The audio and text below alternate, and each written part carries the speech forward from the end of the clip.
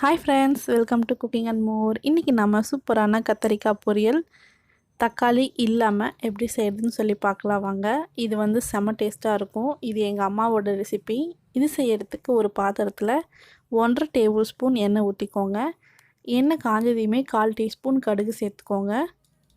கடுகு பொரிஞ்சு வரும்போது 1/4 டீஸ்பூன் கடலைப்பருப்பு.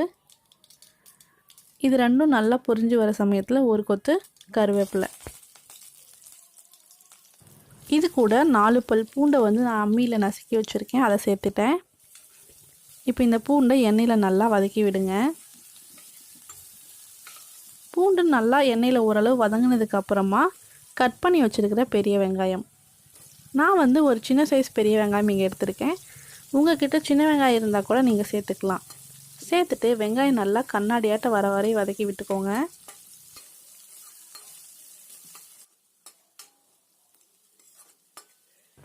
இப்போ வெங்காயம் எண்ணெயில் நல்லா வதங்கிடுச்சு. இந்த சமயத்தில் கட் பண்ணி வச்சுருக்கிற கத்தரிக்காயை சேர்த்துக்கலாம். கத்தரிக்காயை இந்த மாதிரி குட்டி குட்டி க்யூபாக கட் பண்ணிக்கோங்க. பிகாஸ் நாம் இதை வந்து தண்ணி ஊற்றி வேக வைக்க போகிறதில்ல. ஸோ எண்ணெயிலேயே நல்லா வதக்கி விட போகிறோம். அதனால் பெரிய பீஸாக இருந்தால் வேகாமல் போக சான்ஸ் இருக்குது. அதனால தான் நான் ஒரு 1/4 கிலோ அளவு கத்தரிக்காய் எடுத்திருப்பேன். போட்டுட்டு அதை வந்து எண்ணெயிலே நல்லா வதக்கி விடுங்க. எப்போவுமே கத்திரிக்காவை கட் பண்ணதையும் பார்த்திங்கன்னா அரிசி வாஷ் பண்ண தண்ணியில் வந்து போட்டு வைங்க. அப்போ தான் வந்து கருக்காது. இப்போ எண்ணெயிலே ஒரு 2 நிமிஷம் வதக்கி விடுங்க கத்திரிக்காவை. ஃபுல்லாக எல்லா கத்திரிக்காயிலையுமே எண்ணெய் நல்லா கோட்டாகணும். அதுக்கப்புறமா நம்ம மசாலா சேர்த்துக்கலாம். நான் வந்து சாம்பார் பொடி 1.5 டீஸ்பூன் சேர்த்துருக்கேன். அது கூட 1/2 டீஸ்பூன் மஞ்சள் தூள், தேவையான அளவு உப்பு, இது எல்லாத்தையும் சேர்த்துட்டு நல்லா மிக்ஸ் பண்ணி விட்டுக்கோங்க.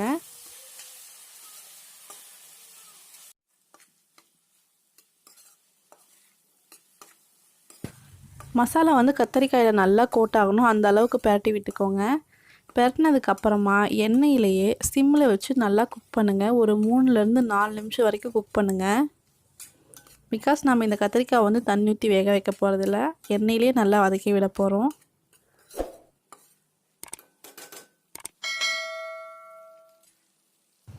ஒரு 3லேருந்து 4 நிமிஷம் வதக்கினதுக்கப்புறமா என்னோடய சீக்ரெட் இன்க்ரீடியண்ட்டான கேஸ்டர் ஆயிலை சேர்த்துக்க போகிறோம். அது ஒரு 2-3 ட்ராப் சேர்த்துக்கோங்க.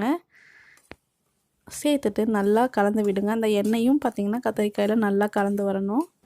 பை பொட்டானிக்கல் டெஃபினிஷன் பார்த்திங்கன்னா கத்தரிக்காய் வந்து ஒரு பெர்ரி வகையை சேர்ந்தது. அண்டு இந்த நம்ம கத்தரிக்காயோட சொந்தக்காரங்க யாருன்னு பார்த்திங்கன்னா நம்ம தக்காளியும் உருளைக்கிழங்கும் தாங்க.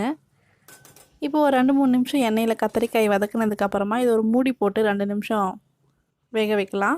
சிம்மிலே வச்சு வேக வைங்க. 2 நிமிஷத்துக்கு அப்புறமா ஓப்பன் பண்ணி திரும்ப கிளறி விடுங்க.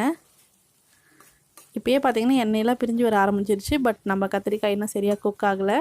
ஸோ அதனால் நம்ம திரும்ப மூடி வச்சு ஒரு 2லேருந்து 3 நிமிஷம் வேக வைக்கலாம்.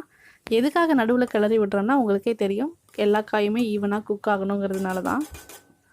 இப்போ திரும்ப நான் மூடி போட்டு 3லேருந்து 4 நிமிஷம் வேக வைக்க போகிறேன்.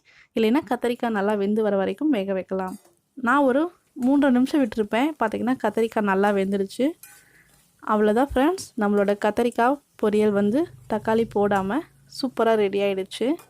இதை வந்து அப்படியே சாதத்துக்கூடயே நீங்கள் பிணைஞ்சு சாப்பிட்லாம், அந்த அளவுக்கு டேஸ்ட்டாக இருக்கும். இதை நீங்களும் வீட்டில் ட்ரை பண்ணி பார்த்துட்டு எப்படி இருந்துச்சுன்னு சொல்லி கமெண்ட் பண்ணுங்கள். தேங்க்யூ.